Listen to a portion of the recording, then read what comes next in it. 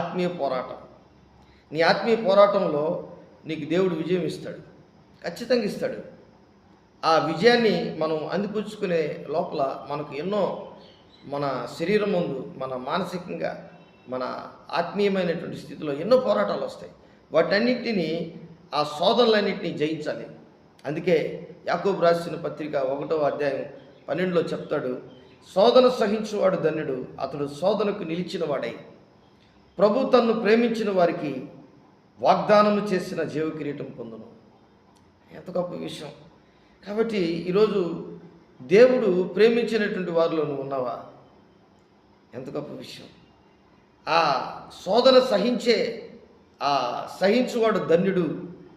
అలాంటి వారి జాబితాల్లో నీవు నేనున్నా. శోధన సహించువాడు ధన్యుడు, అతడు శోధనకు నిలిచిన వాడై ప్రభు తన్ను ప్రేమించిన వారి